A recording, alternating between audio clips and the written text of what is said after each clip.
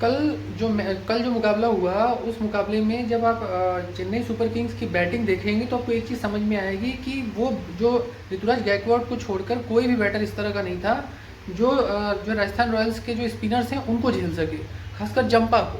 अब जंपा ने 3 विकेट लिए और अश्विन ने 2 लिए।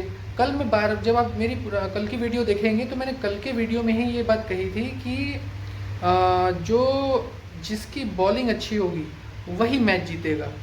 कल मैच शुरू होने से पहले मैंने वीडियो डाला था और उसमें ये बात कही थी। मेरे कहने का बेसिक ये मतलब था कि जो वो पिच इस तरह की थी और कि शुरू में ही जो है वो बॉलिंग को फेवर करने वाली पिच थी और खासकर स्पिनर्स को।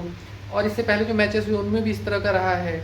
और कल 2-3 गलतियां हुई, जैसे ऋतुराज गायकवाड़ जब खेल रहे थे तो उनका साथ देने के लिए कोई प्लेयर उस तरह का दिखा नहीं जो जिस तरह का एटीट्यूड होना चाहिए। रहाणे नहीं चले, सबसे बड़ी बात।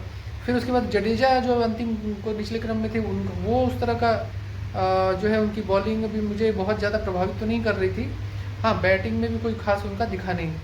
फिर उसके बाद जो अगर बात करें और भी कुछ प्लेयर्स, 2-3 प्लेयर्स की, तो अगर उधर बात करें शुभम दुबे की, तो वो शुभम दुबे का परफॉर्मेंस बहुत अच्छा रहा। अगर दोनों टीमों के बीच में अगर देखें, अगर तो अश्विन का बहुत अच्छा रहा। अश्विन ने महत्वपूर्ण विकेट लिए। जंपा ने जो विकेट्स लिए वो जो है चेन्नई सुपर किंग्स के लिए मुझे लगता है कि बहुत बड़ा जो है वो एक बोल सकते हैं आप कि किलिंग पोजीशन रही। दूसरी बड़ी चीज़ ये थी कि जब डेविन कॉनवे खेल रहे हैं तो मुझे लग रहा था कि 200 का रन उस पिच पर बनने के चांसेस कई बार होते हैं, कई बार नहीं भी होते हैं, क्योंकि स्पिनर्स हावी रहते हैं। लेकिन वो प्रयास उस तरह का दिखा नहीं जो प्रयास जो मिडिल ऑर्डर या पिछले क्रम के बल्लेबाज जैसे ऋतुराज गायकवाड़ ने जो दिखाया।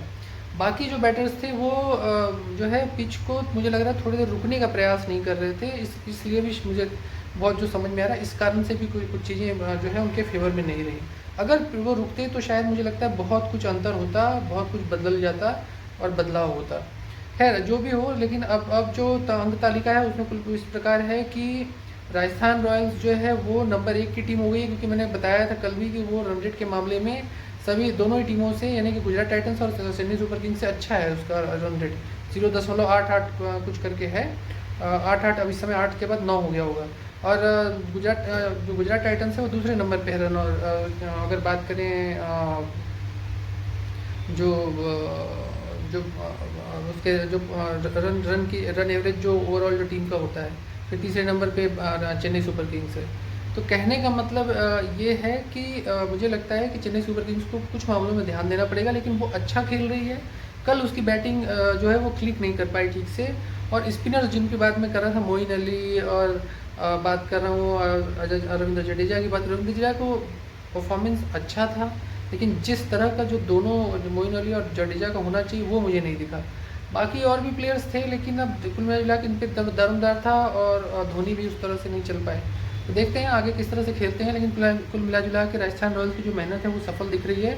और ठीक वैसे ही खेल रही है वो जैसे पिछला मुकाबला खेल रही थी, और गुजरात टाइटंस भी वैसे ही खेल रही है। आने वाले टाइम में उसके मुकाबले और भी बड़ी बड़ी टीमों से हैं और महत्वपूर्ण मुकाबले हैं। तो मुझे लगता है कि राजस्थान रॉयल्स अब ट्रम्प कार्ड जो है उनको जो 3-4 प्लेयर्स हैं, आप राजस्थान रॉयल्स को देखेंगे तो आपको ट्रेंट बोल्ट, फिर यजुवेंद्र चहल, और जिस तरह से हेटमायर, फिर उसके बाद खुद का संजू सैमसन हालांकि कल चले नहीं, लेकिन जिस तरह से जो बैटिंग उनकी तरफ से होती है, शिवम दुबे की जो परफॉर्मेंस रही है बॉलिंग बैटिंग, अगर और बॉलर्स की देखें, बैटर्स की देखें, तो वो मुझे बहुत प्रभावित करने वाली रही।